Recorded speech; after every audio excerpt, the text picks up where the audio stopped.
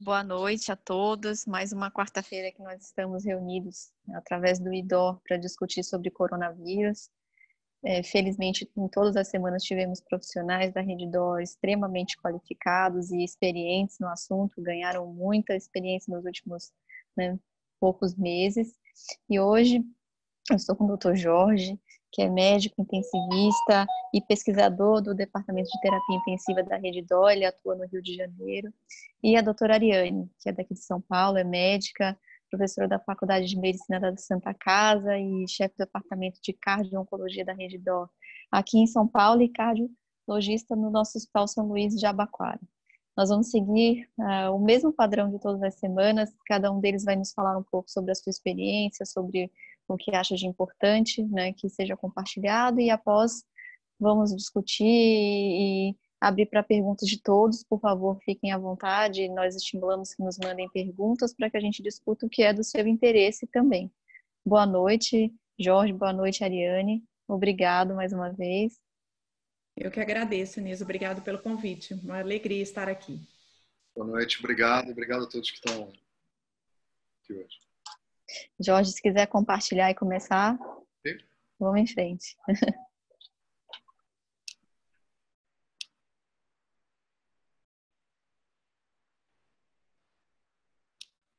conseguem ver minha tela? Sim, pode ir em frente. Então, eu vou falar um pouquinho da perspectiva da UTI e vou sair um pouquinho da parte clínica, para que a gente fale um pouco dos desafios da pandemia do Covid sob a perspectiva da terapia intensiva e com um enfoque muito local, brasileiro. Então, eu vou colocar algumas informações até muito recentes, de publicações recentes, dados nacionais que eu tenho certeza que a maioria de vocês ainda não viu, porque são muito recentes, são de ontem, e alguns dados de pesquisa do nosso grupo, não necessariamente relacionado à Covid, mas relacionado à questão de estrutura e processos das UTIs, de como isso impacta na pandemia. Vou fazer uma apresentação rápida justamente para que a gente possa só passar por esses pontos e a gente possa explorar mais eles na discussão, seguindo a orientação aqui da Inês, que me pediu. Então, o primeiro ponto que eu acho importante é a gente tentar entender esse cenário, dos desafios das UTIs na pandemia de Covid. É claro que a gente poderia listar 100 desafios, mas eu vou colocar alguns que a gente vem se defrontando no dia a dia, quando a gente está nos hospitais e na UTI, e a gente vem vendo todos os dias na capa dos jornais e na televisão.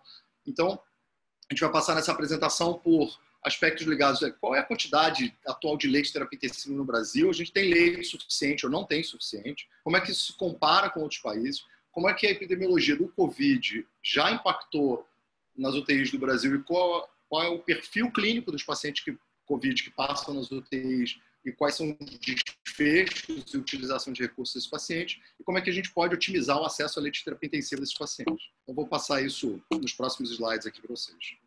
Bom, a primeira coisa sobre acesso à terapia intensiva, esse dado é de 2020, bem atualizado, e foi feita essa pesquisa pela AMIB, Associação de Medicina Intensiva Brasileira, entre janeiro e fevereiro.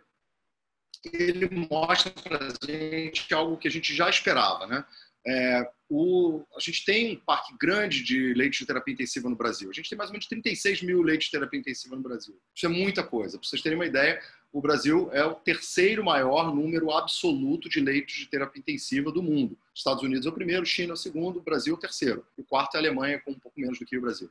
Então, em números absolutos, a gente poderia achar que a gente está confortável. Se a gente acha que a gente está confortável, por que existe essa discussão de restrição de acesso e dificuldade de acesso à terapia intensiva? Em geral, a gente vê essa discussão antiga, no trauma, na sepse, no infarto, no AVC, e agora muito mais aguda no Covid. O primeiro ponto é que, como vocês veem aqui no mapa, o que a gente está olhando aqui são a distribuição no Sistema Único de Saúde, de leite de UTI por 10 mil habitantes, e aqui na saúde suplementar. A primeira coisa que a gente vê é que as médias já são muito diferentes. A gente tem mais ou menos 3 vezes e meia mais leito na saúde suplementar do que na saúde pública, quando, na verdade, a gente tem uma matriz de acesso onde 75% da população só tem acesso ao SUS. Então, isso já é um complicador importante desse acesso às terapias intensivas.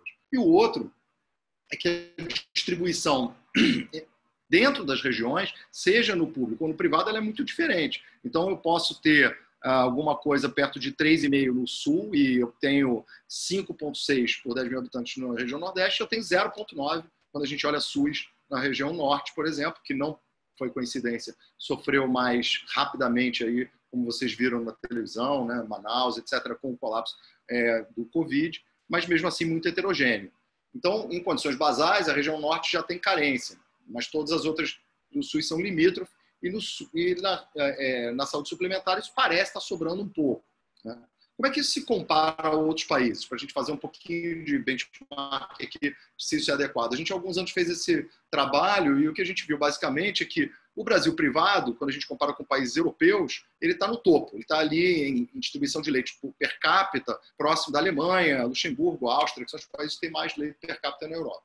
E o Brasil público também não é muito ruim, na verdade. Na verdade, ele, na média, ele se comporta como aí o terço inferior dos países europeus, o que não deveria ser ruim. Mas se a gente for pensar que o acesso ao sistema de saúde é complicado, a gente tem uma estrutura e planejamento e organização que já é deficitária, e a gente tem atenção primária e outros aspectos muito mais deficientes do que esses países, então a sobrecarga do setor hospitalar é muito maior. Então esse leito per capita aí também não quer dizer exatamente que a gente está bem na fita, né, como a gente fala aqui no Rio.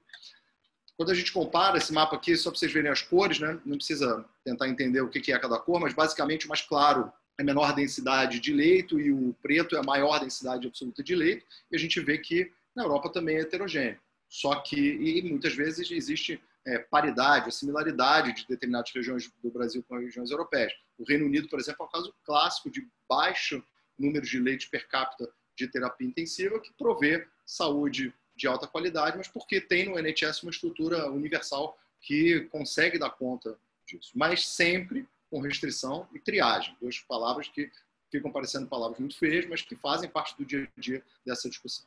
Então, a gente já entendeu que a gente tem um número absoluto que não é pequeno, a gente tem uma distribuição desigual regional, a gente tem assimetria de acesso, de acordo com a fonte pagadora, e aí cabe a gente tentar entender também como é que a gente usa a nossa terapia intensiva. Então, esse foi um projeto coordenado pelo nosso grupo, que se chama LOGIC, que é Linking of Global Intensive Care. Esse projeto junta bases de dados de terapia intensiva de vários países, Brasil, Uruguai, Argentina, Sri Lanka, Austrália, Nova Zelândia, França, Bélgica, Holanda.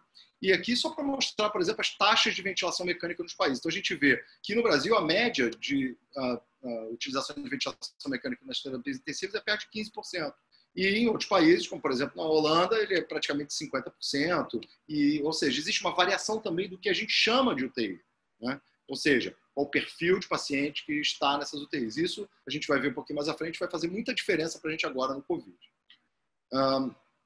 Isso não só é desigual naquele olhar, mas também é desigual quando a gente compara público-privado. Então, por exemplo, quando a gente olha a duração média de internação em terapia intensiva, quando a gente olha o dado geral, a gente vê que a média de duração de internação na UTI, em geral, é 5,4 dias, o que seria bastante razoável, mas quando a gente olha no público, ela é de 7 dias, 7,2, no privado é 5, ou seja, tem uma diferença de quase 40% de duração de internação. Então, a gente usa a UTI diferente de outros países e dentro do nosso país a gente também usa ela de forma desigual. Eu pedi para vocês tentarem guardar esse 7, 5 de duração de internação, porque a gente vai abordar isso um pouquinho mais para frente. E também os tratamentos são diferentes. Então, dentro do país, a gente sabe disso, todos que trabalham no setor hospitalar sabem, a gente tem uma visão diferente. Esses dados são do UTIs brasileiras, um projeto da AMIB, em parceria com o PIMED, esses dados vêm de 1/3 das UTIs no Brasil, mais ou menos, então uma amostragem bem grande. E o que a gente vê, basicamente, é que no setor público, no setor público, a gente tem pacientes de maior gravidade e complexidade esperada. Por exemplo, em condições normais, 44% dos pacientes do setor público são ventilados e um percentual menor no setor privado. Em condições normais, quase 10% dos pacientes do setor público são dialisados e 4% no setor privado e assim vai. Então, a utilização de terapia intensiva, a gravidade e complexidade e a oferta de suporte invasivo dos pacientes também é muito diferente. Quando a gente olha, então, no Brasil, a gente chega a essas conclusões. Então, tudo que eu já falei sobre a assimetria, a gente tem uma baixa taxa geral de utilização de ventilação mecânica, mas no público ela é importante e a gente começa a ter alguns desafios agora que a gente não tinha.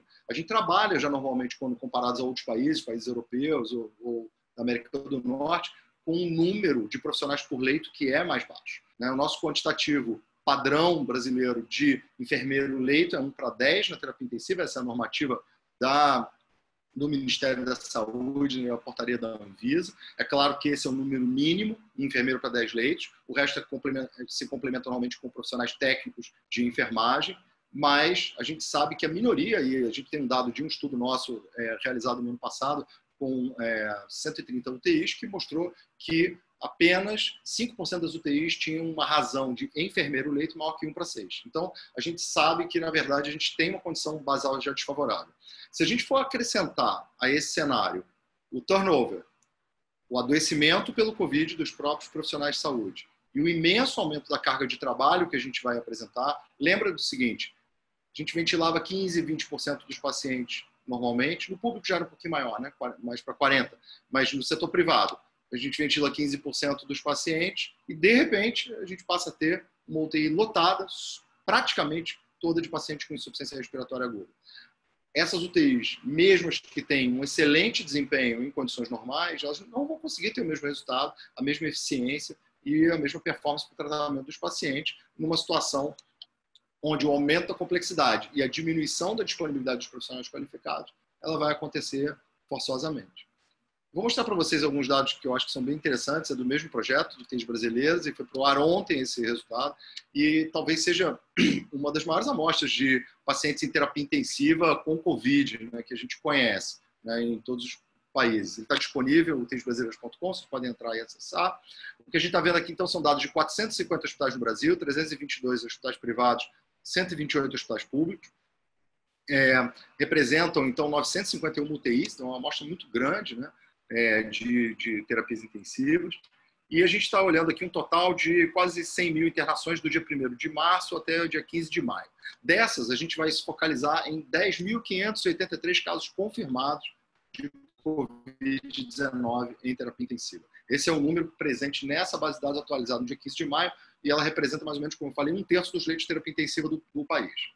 É interessante a gente ver que, quando a gente compara que é privado e público, né, para o período todo, a taxa de ocupação do privado em torno de 75%, do público em torno de 88%, porém, a gente tem que lembrar que esse dado começa em março. Então, teve aquele fenômeno de esvaziamento das unidades por conta do cancelamento de procedimentos seletivos, que diluiu, então, essa taxa de ocupação. Quando eu fiz uma análise específica do período das últimas 2 semanas, a gente estava em 86% no privado e a gente estava em 97% no setor público. Então, na verdade, a gente já está rodando com UTIs lotadas e praticamente só de pacientes COVID. Ou pacientes com síndromes respiratórias agudas de origem infecciosa e que a maioria é COVID pendente confirmação.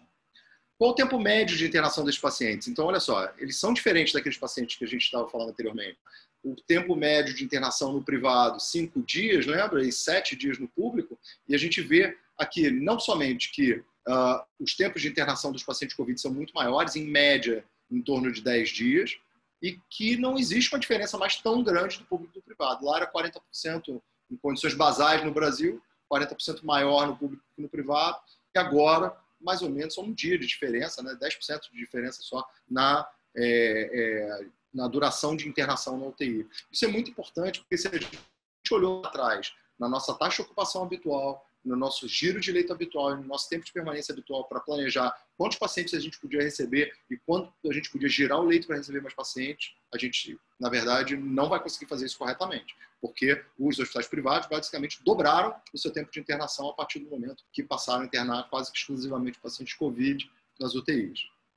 De dados clínicos, então aqui algumas coisas que eu acho interessantes e algumas até bastante preocupantes. Então, a gente estava até conversando um pouquinho antes aqui dessa reunião, eu, Inês e Ariane, e falando um pouquinho dessa sensação de vulnerabilidade que a população tem em relação ao Covid e os próprios profissionais de saúde têm. E ela é justificada, porque se por um lado a gente sabe que existe uma população de maior risco de complicação e mortalidade, a gente sabe que não tem ninguém isento. Esse dado mostra exatamente isso. Então, a gente está olhando aqui os pacientes Covid, por exemplo, e a gente vê que 60% dos pacientes Covid tem menos de 65 anos. Quando a gente faz um filtro e vai olhar quantos por cento dos pacientes têm menos de 45 anos, isso são 30% dos pacientes que vão para a terapia intensiva. Então, existe uma população jovem. É claro que muitos desses provavelmente têm comorbidades, podem ter obesidade, diabetes, hipertensão, porém, esse não é um fenômeno dos idosos. Os idosos internam mais, ficam mais graves e morrem mais. Porém, quando a gente vai olhar aqui, maiores de 65 anos em hospitais privados e públicos, são 41%. Ou seja, a maioria dos pacientes não são idosos. Né? É claro que a maioria dos pacientes tem comorbidades. Então, 2/3 dos pacientes têm alguma comorbidade e os pacientes são bastante graves. Né? Aqui demonstrado pelo SAPS, que é um score de gravidade, e pelo SOFA, que é um score de falência orgânica. Um outro ponto que eu acho que é interessante é a gente entender como a gente passou a tratar esses pacientes. Então, quando a gente olha só os pacientes de COVID, metade dos pacientes, mais ou menos, 39% dos pacientes são ventilados. No setor privado, 35%, no público, 65%. Isso provavelmente reflete alguns aspectos. Primeiro, triagem. Né? A menor disponibilidade de leito no setor público faz com que você leve para lá, principalmente os mais graves, os pacientes, um marcador de gravidade que a gente tem em qualquer doença crítica, mas principalmente no COVID, é a insuficiência respiratória, então normal que 2/3 dos pacientes internados em UTIs públicas estejam ventilados. E um pouquinho mais de 1/3 nos hospitais privados. Mas quando a gente vai olhar para os resultados, seja no público, seja no privado, mais da metade dos pacientes ficam mais de 7 dias de ventilação mecânica. E um número impressionante, né, 12% dos pacientes passam a dialisar no privado e 20% no público. Para vocês terem uma ideia, a média de utilização de diálise no setor privado é em torno de 3 a 4%. Então, a gente aumentou muito a utilização de recursos, o que aumenta muito a complexidade necessária para o cuidado desses pacientes. Isso tem um impacto importante em tudo. Né? Quando a gente vai olhar a mortalidade na UTI, ela é em torno de 20%, e a mortalidade hospitalar ela é em torno de 32%. Mas na hora que a gente afunila e olha mais de perto, aquele paciente mais grave, que é o paciente ventilado, a mortalidade desses pacientes é em torno de 66%. Ou seja, só 1 em cada 3 pacientes ventilados e que tem COVID tem alta hospitalar. E esse resultado é muito parecido no público e no privado. No privado é 65%, no público 69%. Lembrando que a gente está falando aqui de uma amostra de 10.500 pacientes, então é uma amostra muito representativa, em 450 hospitais, em todas as regiões do país. Esse é um número que é bastante preocupante. Como é que isso se compara com os números de outros países? Holanda tem mais ou menos 45% de mortalidade, Reino Unido em torno de 50%. Alguns relatos isolados norte-americanos, como de Nova York, que tem uma mortalidade nessa faixa, mas esta mortalidade que a gente observa nessa população de pacientes é mais alta do que a média reportada nos estudos multicêntricos europeus publicados até o momento. Então, a gente tem esse cenário que é um cenário muito complexo. E a gente tem que discutir como é que a gente vai suprir a demanda de leito para os pacientes COVID. Claro, a gente pode criar para ventilador, se a gente conseguir entregue os ventiladores. A gente pode treinar os profissionais, porque a gente vai precisar, e tem um turnover maior de profissional. Mas tem um aspecto que eu acho que é muito importante a gente falar, que é a gente manter o foco na prevenção e na eficiência. O que eu quero dizer com isso? A gente aprendeu ao longo dos últimos anos, e esses dados são dados do nosso grupo, do IDOR, né? Esse é um estudo multicêntrico que foi feito no Brasil com 60 mil pacientes, 78 UTIs, que ele mostra claramente que quando você tem protocolos de prevenção, e são eles, basicamente, protocolos de prevenção de trombose venosa profunda, infecção, protocolos de manejo de tratamento e reconhecimento de sepsis, infecção nosocomial, protocolos de prevenção de sangramento gastrointestinal. Quando eles estão implementados de forma multiprofissional nas UTIs, não só isso está associado a uma menor mortalidade dos pacientes, mas uma redução substancial, né, cai quase 40% a duração de internação dos pacientes. Então, ser eficiente e implementar essas medidas, que são as verdadeiras medidas baseadas em evidência para cuidar de todos os pacientes críticos, incluídos os pacientes COVID, ela provavelmente vai ter um impacto na gente girar o leito. Né? Não só a gente vai ter mais pacientes vivos e saindo indo para casa, que é ótimo, obviamente, para os pacientes, mas ele provavelmente vai tirar o estresse do sistema de saúde. Esse dado também do nosso grupo, num estudo um pouco mais recente, com 130 mil pacientes de terapia intensiva internados em 93 UTIs no Brasil, a gente mostrou que a maneira que a gente organiza a UTI, ela tem impacto também na mortalidade e na eficiência, no giro de leito. Então, a gente mostrou que existe um tipo fenótipo da UTI. Então, por exemplo, UTIs que têm como caracterização ter intensivistas com cobertura 24 horas, ter farmacêutico clínico. e ter a equipe multiprofissional com autonomia para gestão de determinadas intervenções, como titulação de vasopressor, de sedativos, de desmame da ventilação mecânica, que basicamente significa colocar os protocolos em funcionamento. Nessas UTIs, os pacientes morrem menos e os pacientes ficam menos tempo internados e menos tempo ventilados. Por fim, a gente tem algumas informações também do nosso grupo. Esse aqui é um resultado do Checklist Trial, que é um estudo que foi originalmente publicado no JAMA, e essa é uma subanálise dessas mais de 200 UTIs no Brasil que a gente avaliou. E a gente mostra que ter intensivistas disponíveis pelo menos de manhã e de tarde, ou seja, pelo menos naqueles horários diurnos para cobertura, faz com que a gente consiga manejar melhor a sedação e tirar mais rápido os pacientes de ventilação mecânica.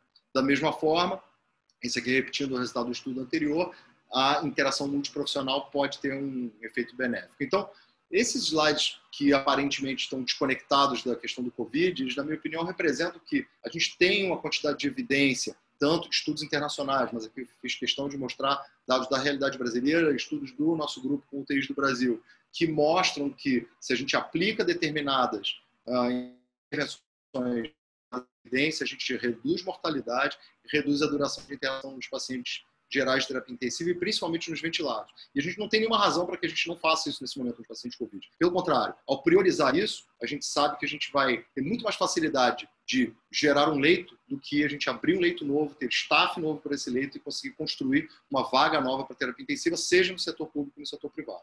Obrigado. Obrigado, Jorge. Acho que era exatamente o que a gente estava falando, da importância da equipe realmente ligada à terapia intensiva e não, né, juntar pessoas que não estão acostumadas com o paciente crítico. Mas vamos dar seguimento. Ariane, você quer compartilhar a sua tela? Muito obrigada. Nós logo depois iniciamos a discussão. A doutora Ariane eu já apresentei, vai nos falar um pouco também da experiência dela, do que ela julga relevante aqui relacionado ao paciente, né, com acometimento cardíaco pelo coronavírus. Obrigada, Inês. Eu vou começar agradecendo pela oportunidade. É um assunto que realmente a gente está vivendo no dia a dia e a cardiologia tem, diferente até das outras doenças respiratórias graves, em que a gente participa do manejo do paciente, na COVID realmente a gente tem sido muito presente, dada a característica desse vírus e os mecanismos de ação dele, de entrada na célula, que já tem uma interface com o sistema renina-angiotensina. Então, vale a pena a gente revisar um pouco o que a gente tem aprendido sobre essa doença, que tanto desafia o nosso dia a dia. Então, só uma revisão histórica, parece muito tempo atrás, mas isso é março desse ano, ou seja, 2 meses, quando começaram a vir os dados da China. E a gente começou, quando a doença já tinha chegado ao Brasil, mas não com a intensidade de hoje, já chamava atenção algumas coisas em relação a essa interação com o sistema cardiovascular. Esse é um dos estudos mais importantes, foi uma das primeiras publicações sobre a epidemiologia, os fatores de risco dos pacientes que tinham sido internados em Wuhan, e essa série de 150 pacientes mostrava para a gente uma alta taxa de mortalidade, e quando se observava de que esses doentes morriam, obviamente a causa principal era por falência respiratória, mas aqui, de uma maneira associada, havia a causa falência respiratória e lesão cardíaca. Então, nesse momento, a gente já estava atento que provavelmente esse vírus teria uma interação com o sistema cardiovascular, que a princípio a gente imaginou por se dever a pegar uma população mais idosa, trazendo um pouco dos vírus, dos outros vírus respiratórios que a gente já tinha lidado no passado. Mas alguns dados já chamavam atenção: uma alta taxa de injúria miocárdica manifesta por arritmia, isquemia miocárdica, até miocardite. Então, a gente já estava aí prevendo que viriam problemas no sistema cardiovascular decorrentes desse vírus. E quando a gente olha não só o impacto do vírus no sistema cardiovascular, mas a influência dos fatores de risco clássicos cardiovasculares na chance do paciente desenvolver uma doença grave, pelo menos uma doença que fazia esse paciente ser hospitalizado, a gente já chamava atenção um dado que era o caso, que é a hipertensão, né? A hipertensão nessas séries de frequência de fatores de risco cardiovasculares ou de doença cardiovascular basal nos pacientes, nas coortes de pacientes com COVID, a gente observa que a prevalência de doença cardiovascular nesses pacientes varia em torno de 40% em séries maiores, a torno de 15%, mas uma alta prevalência, que isso hoje, pegando os dados da China, dos Estados Unidos, das Américas e da Europa, a gente sabe que é em torno de 40% dos pacientes têm a hipertensão como um fator de risco, e além de diabetes, tabagismo, doença arterial coronária, ou seja, a gente viu que era um perfil que não era exclusivo de idoso ou de um subgrupo populacional, mas de características de fatores de risco cardiovasculares que chamava muita atenção. E o que nesse momento a gente atribuiu até que a gente conhecesse um pouco mais a doença, quais eram as hipóteses que eram levantadas também no meio de março em relação a essa interação doença cardiovascular, fator de risco cardiovascular, infecção por Covid e um desfecho pior em quem tinha algum tipo de manifestação cardíaca. Óbvio, o efeito da idade no sistema imunológico, o fato da doença cardiovascular ser um marcador de envelhecimento da população e, com isso, uma desregulação imunológica decorrente dessa doença cardiovascular.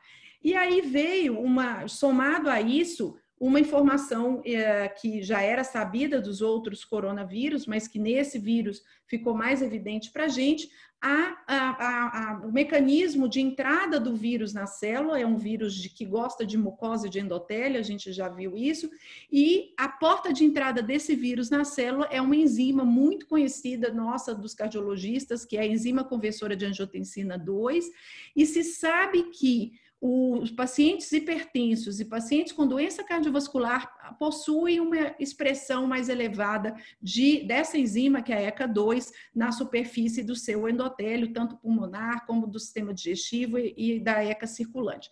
Então, ficava para nós a pergunta que será que esses doentes que têm mais doença cardiovascular de base, eles estão mais propensos a ter o vírus porque ele tem um mecanismo de entrada maior do vírus na célula?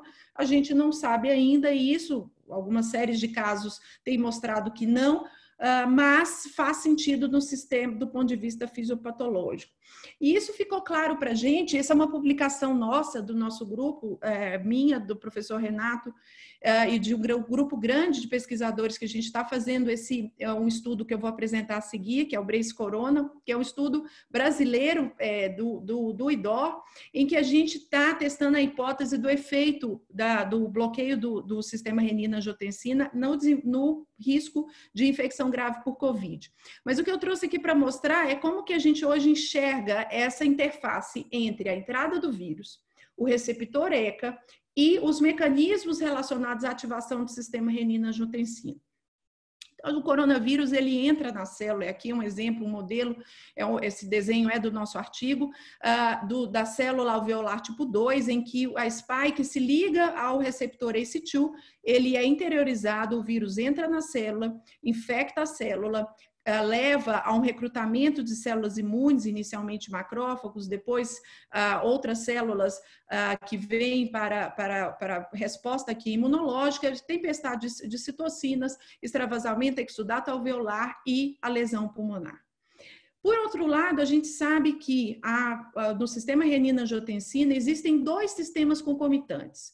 Um é o sistema baseado na ação da angiotensina 2. A angiotensina 2 ela tem um peptídeo ativo que entra na célula pelo receptor AT1 e ele tem um mecanismo, ele tem uma ação, a angiotensina 2, não só no sistema cardiovascular com vasoconstrição, mas no pulmão.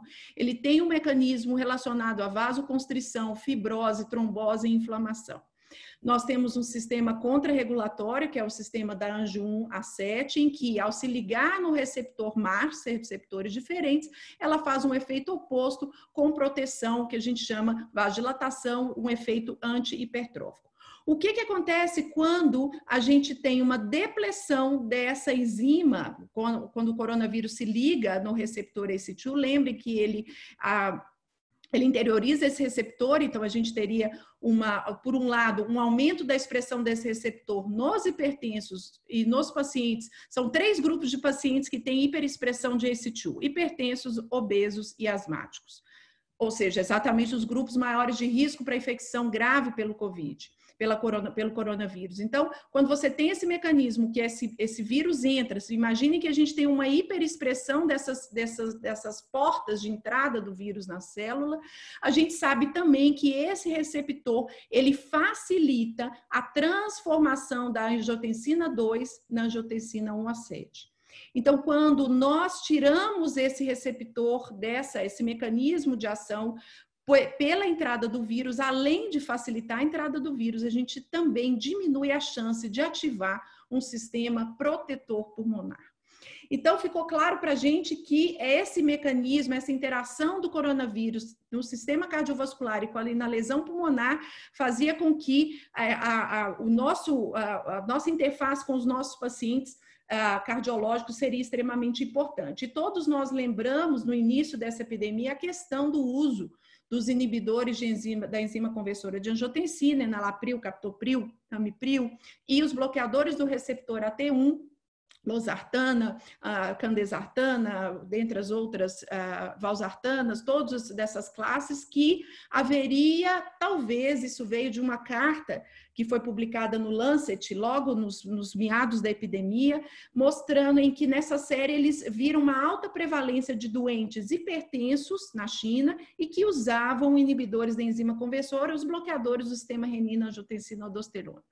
E aí ficou a dúvida, poxa, será que então a gente deve suspender essa medicação dos pacientes para reduzir a chance de infecção, ou ele tem um efeito protetor nesses pacientes? Então, isso é o que a gente... são 2 teorias que são completamente antagônicas, mas que fazem sentido para ambas. Lembrando que todas as sociedades médicas hoje não recomendam a suspensão dessas medicações pelo grande benefício que elas possuem na população e também porque essa hipótese ainda não está provada.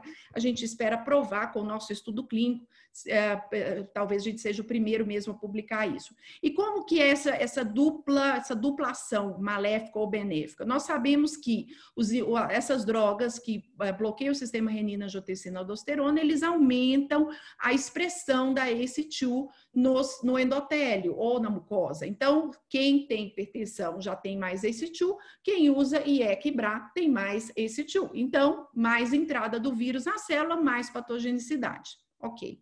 Porém, nós temos que lembrar também que o mecanismo de ação, principalmente os bloqueadores do receptor de angiotensina 1, do AT1, ele faz exatamente esse bloqueio da ação da angiotensina 2 no receptor AT1, que é aquela via que causa fibrose, inflamação e lesão pulmonar. Portanto, se eu tiver um paciente usando essa medicação ou os inibidores da ECA, que também inibem essa via, eu teria um efeito protetor. Então, faz mal ou faz bem? Não sabemos. A indicação é manter a medicação até que se prove com um estudo clínico, que é o que a gente está fazendo aqui no Brasil. Eu vou falar sobre ele a seguir. E o que a gente tem visto para seguir nesse raciocínio da lesão cardíaca pelo Covid-19? Tudo que a gente imaginasse que poderia acontecer, está acontecendo com esses pacientes. Então, a gente está tendo desde casos de trombose coronária, com infarto com supra, com obstrução coronária, a casos de lesão miocárdica, caso que a gente chama de infarto com coronárias normais, desde casos de pacientes que se apresentam com quadro clínico, com eletrocardiograma, com todos os comemorativos de um infarto, a gente leva para a sala de hemodinâmica e quando chega na hemodinâmica não tem lesão cardíaca, que é o que a gente chama das lesões agudas sem a obstrução coronária. A gente tem visto arritmias em torno de 16% dos pacientes que desenvolvem um quadro gravíssimo de insuficiência cardíaca com choque cardiogênico, A gente teve um caso no Jabaquara, aqui em São Paulo a gente é o hub do Covid, então a gente já tem quase 1.000 pacientes vistos no hospital e mais de 500 hospitalizados.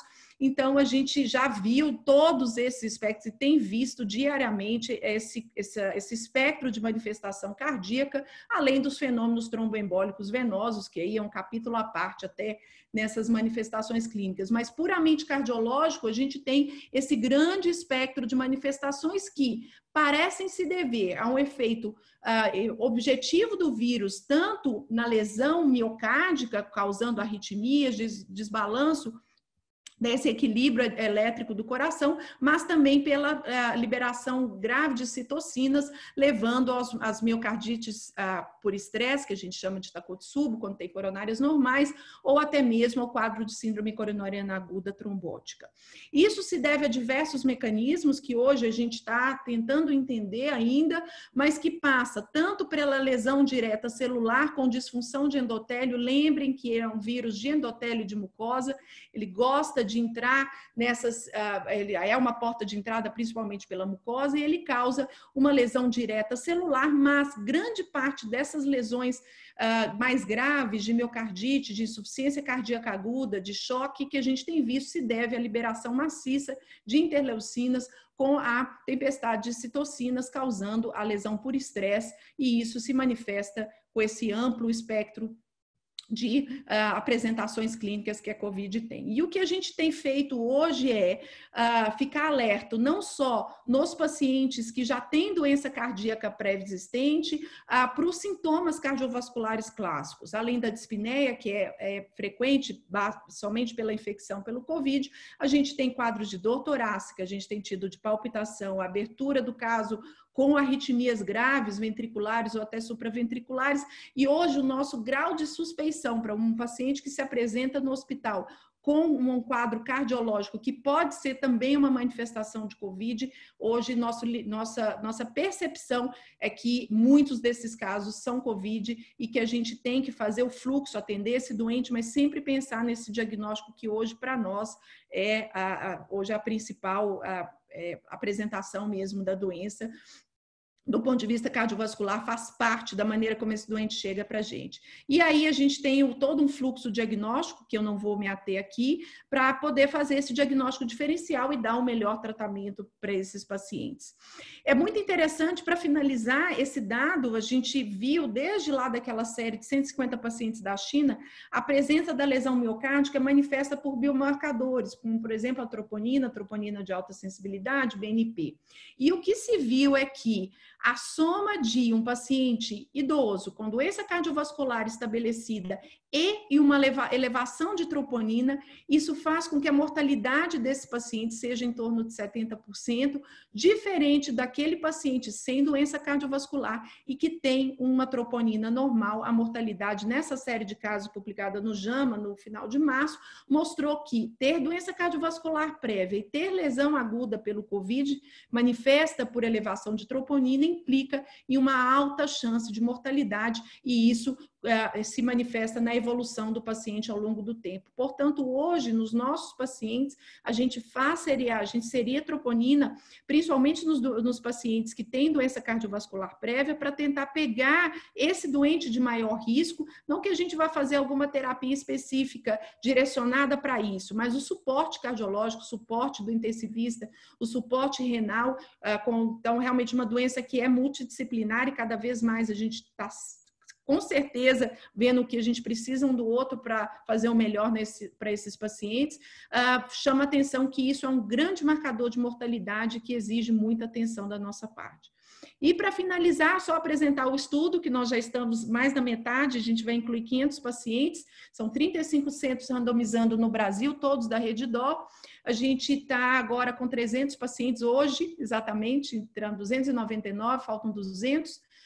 Em que a gente participa com o registro que a Rede DO, o IDO, faz de todos os casos de COVID, via IDOR, desse registro, uma vez que o paciente tem o diagnóstico confirmado de COVID, faça uso crônico de IE-COBRA, ele é randomizado, aceite o termo de consentimento e tem os critérios de inclusão, ele é randomizado 1 para 2 braços. Um braço que vai continuar o seu tratamento com IE-QBRA e o outro que vai trocar por outra classe terapêutica, geralmente bloqueador de canal de cálcio, diurético ou vasodilatador direto.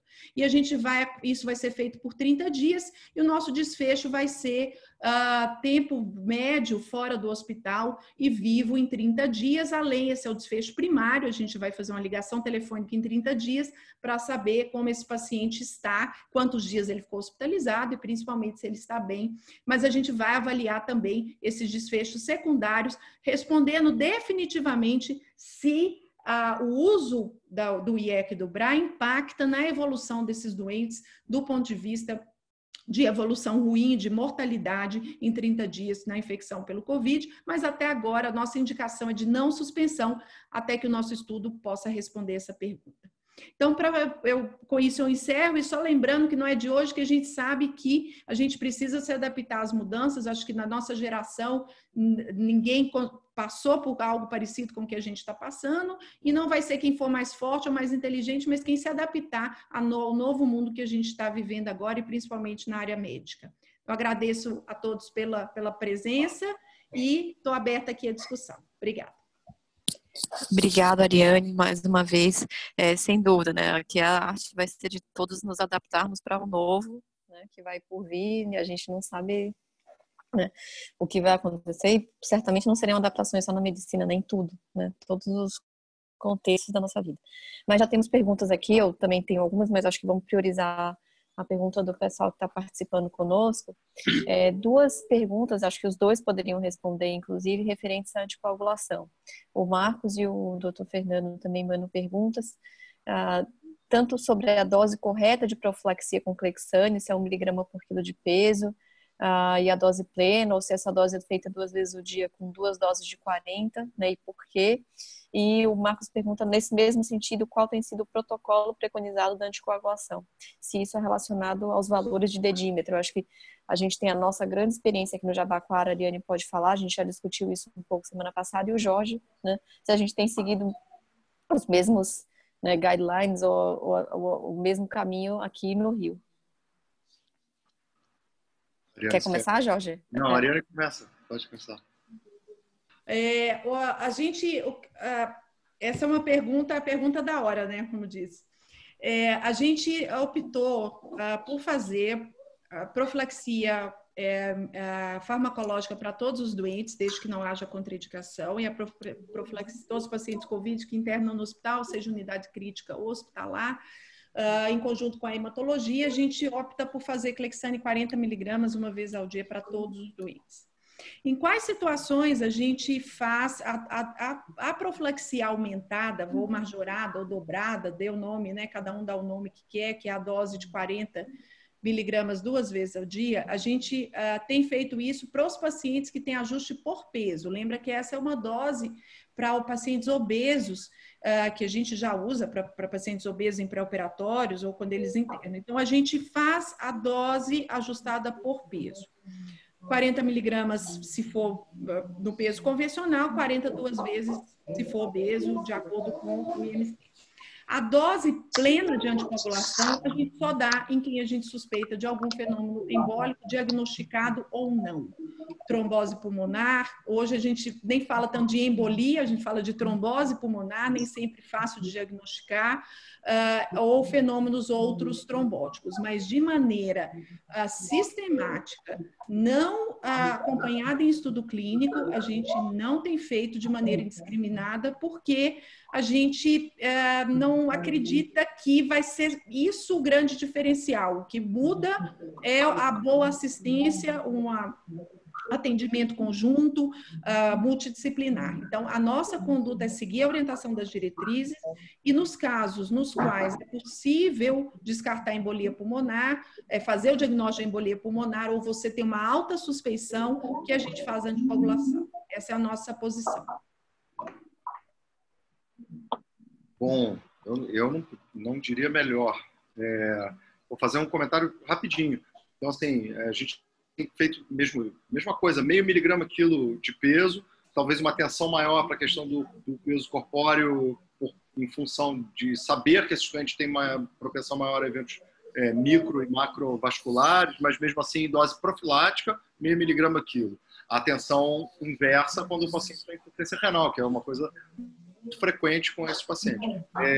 Queria reforçar aqui, seja dedímero, seja qualquer marcador de hipercoagulabilidade, ele não deveria ser, nesse momento, o que iria orientar a gente. Eu vou lembrar que em pneumonia de hidrocomunidade, em sepsis, é extremamente frequente que a gente tenha pacientes com dedímero alto. A gente nunca fez doses diferentes de heparina para esses pacientes por conta disso. Na verdade, quando os ensaios clínicos randomizaram os pacientes, seja orientado por biomarcadores, trombomodulina, dedímero, etc. Os resultados foram nulos, ou seja, não houve benefício, e quando não foi randomizado por biomarcador, mas foi feito aleatoriamente, uma ausência de benefício de mortalidade com tendência de aumento de sangramento. Então, eu acho que a gente tem que manter a mesma conduta nesse momento, que é fazer o que a gente aprendeu nos últimos 30 anos. Porque, no final das contas, Covid grave é sepse. Né? Eu sei que é muito mais interessante a gente falar de uma doença que tem um agente etiológico, que ela vai ter especificidades e aspectos específicos na condução do caso que eles passam a ser mais, vamos dizer assim, pertinentes ou interessantes do ponto de vista fisiopatológico. Mas, na verdade, se sepse é uma manifestação sistêmica de uma infecção grave, aqui o que a gente está falando é de uma sepse viral com repercussões extremamente graves e falência orgânica múltipla. Então, a gente segue as mesmas recomendações.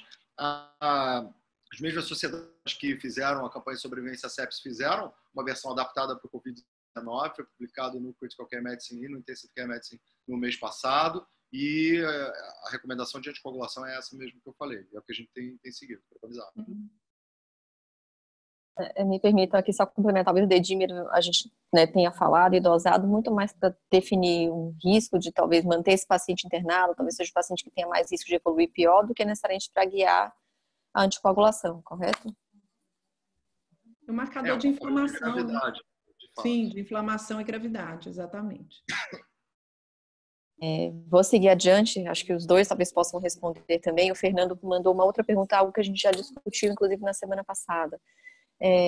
Se a gente deve falar em Takotsubo ou se a gente deve falar em miocardiopatia de estresse ou miocardite, né? Qual seria o termo adequado ou então como diferenciar esses pacientes? Eu não vou usar falar isso frente da Ariane. Não, pode fica à vontade. Vai lá, Ariane, por favor. Coincidência, hoje eu tive um que eu acho que não deu para fazer CAT, então assim, só voltando nos conceitos, né? Para a gente falar que é Takotsubo, a gente tem que ter um estudo coronário. Lembrando que o Takotsubo é a cardiomiopatia do estresse, a cardiomiopatia secundária a um estresse físico ou até emocional, uma descarga adrenérgica. É uma síndrome que a gente já conhece há muito tempo, que tem ficado mais frequente, que o paciente se apresenta no pronto-socorro com dor torácica, alteração eletrocardiográfica, ele vai para o CAT, coronárias normais, e o ventrículo tem um padrão, que é o que a gente dá o nome do Takotsubo, que é o formato um balonamento com preservação do movimento apical. Então, a gente vê esse padrão, então a gente já fala Takotsubo. E uma das características do Takotsubo é a recuperação da função ventricular também. Então, com o tempo, esse paciente tende a recuperar a função ventricular e a gente já tem hoje séries mostrando que às vezes eles não recuperam totalmente, enfim. Mas isso é importante no cenário do Covid, porque a gente tem visto acontecer com muita frequência o doente que está evoluindo na UTI, de repente, está no 7º, 8º dia, o dia da piora, acaba evoluindo com uma piora, é entubado e de repente um choque que não é aquele padrão que a gente está acostumado a ver quando o paciente é entubado puramente por insuficiência respiratória, começa a deteriorar, eco, chega lá, é um eco com a fração de ejeção de 30, cujo movimento, pena que eu não trouxe a imagem aqui, que a gente tem umas imagens sensacionais, cujo movimento do ventrículo lembra demais o Takotsubo. Mas a gente, hoje a gente chama isso de Coronatsubo, que é um termo que surgiu aí das nossas conversas aí com os outros grupos, mas assim, em poucas vezes a gente é capaz de tirar esse doente da ventilação da UTI e levar para uma sala de hemodinâmica, porque geralmente você está no contexto de uma doença aguda, grave, choque. Então, assim, o transporte desse doente é um caos, e, enfim, não se faz. Então, para a gente definir que é Takotsubo, a gente teria que ter um estudo coronário. Então, a gente não tem. Se a gente não tiver, a gente não pode falar que é Takotsubo. Ponto. Então, eu acho que o termo mais correto é, se você não tiver um estudo, é miocardiopatia por estresse. Talvez que também não é novidade. Todos os colegas aqui da terapia intensiva já cansaram de ver miocardiopatia da sepse, o estresse da sepse, não é novidade também. O que chama atenção nesse padrão é no COVID, é essa repetição desse padrão tipo Takotsubo com uma característica muito marcante. Então, a resposta só vai chamar Takotsubo se fizer CAT. O padrão ecocardiográfico lembra, mas a gente eventualmente não vai conseguir dar esse nome, eu chamaria de miocardiopatia de estresse, e lembrar que tem também as miocardites tardias, tá? A gente está com alguns casos de pacientes que trataram o COVID, um quadro leve a moderado, alguns dias de hospital, tiveram alta e retornam com sintomas, ou uma não melhora da dispneia, ou até dor torácica. Óbvio, da hora a gente já pensa em TEP, né? Faz angiotomo normal e dor torácica persistente, um eletrolimítrofe. Hoje mesmo a gente fez 2 ressonâncias, as 2 com miocardite, tá? Em pacientes em casa, ambulatoriais, com padrão já de miocardite em evolução, sem disfunção grave, sem choque, mas aquele padrão de miocardite por dor torácica. Então, sim, tem de tudo no COVID, né? Mas o que me chama atenção muito é o paciente na tempestade de citocinas, que desenvolve uma falência, um choque hemodinâmico, eventualmente você vai ter um catéter, né? Você vai ter uma monitorização hemodinâmica invasiva e te mostra um padrão diferente daquele choque distributivo que a gente pensaria numa sepse grave. Lembra, óbvio, né? Os nossos colegas intensivistas já sabem disso e fazem isso muito bem, a gente lembrar dessas entidades e, em alguns casos, suporte hemodinâmico, balão, ECMO, a gente tem casos do exterior com ECMO, tanto duplo, com boa recuperação, pacientes que saíram do choque, porque teoricamente é reversível. Então, assim, a gente não entrega o jogo, a gente luta até o fim, porque tem muita chance desse paciente recuperar, principalmente se ele for jovem. Deixa eu só complementar que o Fernando tá respondendo aqui ao mesmo tempo que você. Então, ele está falando que não está falando nem de miocardite, é de minoca. Uhum. E como que você classificaria o Takotsubo reverso? Assim, o que a gente está vendo, esse espectro de manifestações, eu vou te falar a verdade, eu não sei muito que nome a gente vai dar para isso ainda não. Eu acho que a gente vai ter que entender, e principalmente as sequelas tardias. Tá? Então, assim, eu acho, tudo bem, é um minoca, você pode chamar de minoca, mas o padrão, o que mais faz a gente pensar em Takotsubo é que o padrão da imagem é muito típico do que a gente conhece do Takotsubo quando você tem um CAT com coronários normais. Então, eu pensaria que se tivesse padrão, eu chamaria de talvez um Takotsubo, se der tempo, se o paciente pudesse ser estudado, a gente estuda, ou faz angiotomo, ou faz CAT. Os demais eu chamaria de miocardite, e o paciente que chega com dor precordial e alteração eletrocardiográfica e que a gente faz o CAT é liso, tem disfunção, mas não tem padrão de Takotsubo, eu diria que pode ser por minoca mesmo, que é o Myocardial Infarction Normal Non-Obstructive Coronary Arteries, que é a sigla do minoca. Jorge, você tem alguma complementação, algo mais que você queira comentar? Senão eu vou seguir com a próxima aqui. Intensivista, né? Porque eu nem vou entrar na questão cardiológica. Imagina, vocês são top demais. Mas o ponto que eu acho que é importantíssimo, né, da gente lembrar é o seguinte: eu acho que a gente nunca viu, ao mesmo tempo, tantos pacientes com o mesmo diagnóstico chegando no hospital e as UTIs. Então, a gente vai ver muitas manifestações repetidas, né, fenótipos ou modelos clínicos que vão se repetir, alguns padrões que a gente vai começar a aprender a identificar.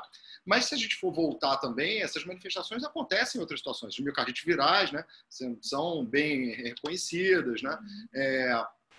mesmo, como você mesmo colocou bem, né, a disfunção miocárdica, a injúria miocárdica na sepse é algo que é conhecido já há décadas, né, e é efetivamente associada a um pior prognóstico. Então, acho que o primeiro lado é esse, né, da gente entender que a gente vai ver muito mesmo. Isso não quer dizer necessariamente que seja muito diferente. Talvez ele seja igual, mas a gente está vendo uma quantidade tão grande de casos que parece que é muito diferente do que a gente vê habitualmente fora do Covid. A outra coisa é só aquela atenção assim, para a gente, no meio de um momento onde tudo é Covid, a gente lembrar que nem tudo é Covid.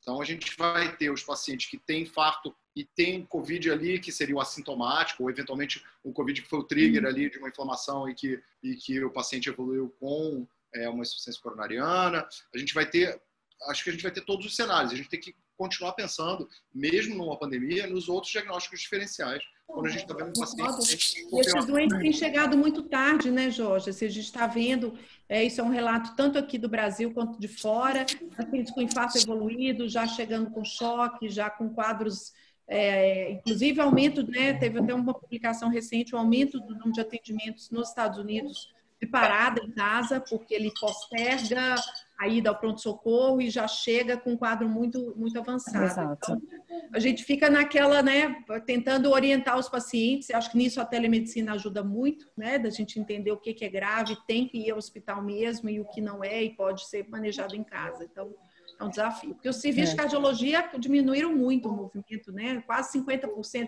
Parou de infartar o povo? Não é possível, né? De uma hora para outra não tem infarto com supra, sem supra, não tem mais nada. Então, a gente acredita que tenha um paciente realmente segurando para vir ao hospital. Acho que isso em todas as áreas, né, Lianine? A gente não deixou de ter as outras doenças, né? Mas elas estão acontecendo e a gente não está diagnosticando e não está atendendo, né? Mas nesse sentido, talvez até o Jorge, por ser mais generalista na UTI, né, de ver diversos casos de não só cardiológicos, possa responder aqui a questão do Paulo, né? Ele fala que nessa época, de fato, a miocardite é mais frequente, infarto, então difícil diferenciar nesse atendimento inicial. E qual que é a abordagem, né, que ele tem feito, né, inicialmente desses pacientes onde há dificuldade de se diferenciar, se é um infarto agudo num paciente que não tenha fator de risco para doença coronariana, não tenha fator de risco para COVID, checa a COVID para todo mundo, como é que ele tem lidado com isso? Eu vou falar bem rapidamente para não entrar muito na área cardiológica. Acho que na visão geral, eu acho que a gente continua abordando os pacientes da mesma maneira, né? Ou seja, um paciente que chega com dor torácica e, portanto, um dos diagnósticos diferenciais dele é um infarto agudo do miocárdio, ele vai seguir o protocolo e esse roteiro. A gente tem que lembrar o seguinte, que apesar de ter manifestações sistêmicas importantes, cardiovasculares, renal, neurológicas, né? Um monte de manifestações, COVID é essencialmente uma doença respiratória. Então também vai ser infrequente que o paciente que tenha COVID grave se manifeste com doença cardiovascular sem ter um comprometimento pulmonar relevante, pelo menos, né? Não precisa estar em SARA, com hipoxemia grave, mas frequentemente, pelo menos, uma pneumonia com uma extensão razoável, moderada, esse paciente vai apresentar. Então, eu acho que isso ajuda no diagnóstico diferencial, o que não invalida o fato do paciente poder ter as duas condições simultâneas, né? Seja porque a infecção, de alguma forma, é um gatilho para descompensar uma doença coronariana, seja porque o paciente fica mais taquicárdico, seja porque você tem um estado de hipercoagulabilidade, enfim, a resposta inflamatória sistêmica que a gente sabe que pode levar à descompensação de doença coronariana, ou efetivamente pode ser um paciente oligossintomático e ter uma doença coronariana concomitante, né? Como a Ariane falou, o mundo não para, os pacientes não deixam de continuar infartando, etc, etc, e Covid é muito frequente. Então, acho que a gente tem que usar o mesmo raciocínio da era antes do Covid. Mas o que eu acho que ajuda a pensar é se o paciente tem IAM, tem disfunção, dificilmente isso vai ser pelo Covid, se esse paciente não tem comprometimento pulmonar, pelo menos moderado. Ou pelo menos febre, né, Jorge, que é tão frequente, né? A febre é quase 90% dos pacientes, então febre, né? Então acho, aí aumenta o alerta. Perfeito. Ariane, a Fátima está perguntando se esses pacientes da pesquisa no braço de mudança do antihipertensivo podem descompensar o paciente que já está doente, se é esse o raciocínio? A gente troca, né? Então, ou seja, os critérios de inclusão, a gente não... paciente que tem instabilidade hemodinâmica nas primeiras 24 horas não entra, são critérios de exclusão. Paciente que usa mais de 3 drogas antipertensivas também não entra, né? Que a gente ficaria sem opção para mexer. E paciente que teve internação por insuficiência cardíaca no último ano, porque a gente inclui também os pacientes de C que usam IECA, BRAPO e C. A grande maioria é por... Está esperando aí 80% ser de hipertensão, e uns 10 a 20%, que é o que a gente tem nos estudos retrospectivos. Então, o que a gente faz é fazer a troca, né? A gente não deixa o doente sem antihipertensivo, a gente troca para o outro, não é a suspensão. E depois da troca, a gente não interfere em mais nada na evolução do paciente. Trocou, e aí o braço que ele foi randomizado, assim, trocou ou não, né? O braço que ele foi randomizado, ele segue até o final, a gente não intervém em nada, tiver de parar, volta, enfim, insuficiência renal, tudo isso é desfecho que vai ser avaliado. Mas a nossa ideia, isso aí é só por 30 dias. Então, a gente optou por fazer assim. O Fernando, acho que é um comentário, não é necessariamente uma pergunta, que ontem, teve uma publicação ontem sobre o taco de tubo reverso, mas sem um eco típico. Acho que ele está comentando. Tem de tudo, E a gente viu também uma publicação recente acho que era uma série, se não me engano, de 13 casos. Dentro desses pacientes que evoluem com essa disfunção ventricular, um dos sinais de pior prognóstico é a dilatação abrupta do ventrículo direito. A gente tem alguns pacientes que estavam seguindo com eco, por já serem...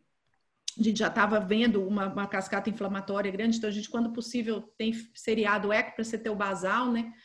Para poder comparar, e a gente viu, por coincidência, ou como o próprio Jorge disse, a gente vai ver tanto caso que fica parecendo que é um fenótipo diferente, mas na verdade é porque você está vendo, e quando você está no hospital que 80% do hospital é Covid, então você vai ver tudo muito, né? Fica parecendo que você está descobrindo a roda, né? Não é assim. Disfunção de VD, nos nossos pacientes a gente viu realmente que fez uma dilatação biventricular e com disfunção abrupta de VD. Não tinha quadro tipo de TEP para pensar, óbvio, num TEP com repercussão hemodinâmica, aí seria óbvio que isso é um marcador de mau prognóstico, mas nesses casos não tinham nada que passasse para isso, não tinha tanta hipertensão pulmonar. Então, além disso, a gente ainda tem esse marcador, se o VD dilata ou faz uma disfunção abrupta, é um paciente que nesse cenário de tacotsubos iria pior. Por último, eu ia terminar, porque já são 8 horas, mas tem uma última pergunta aqui para a gente responder, da Mara. Covid com hiperplaquetemia, se a gente deve ter uma conduta específica em relação a isso. Jorge, quer responder? Não, assim, eu vou seguir o que a gente tem, na verdade, recomendado, o que vem dos guidelines, né?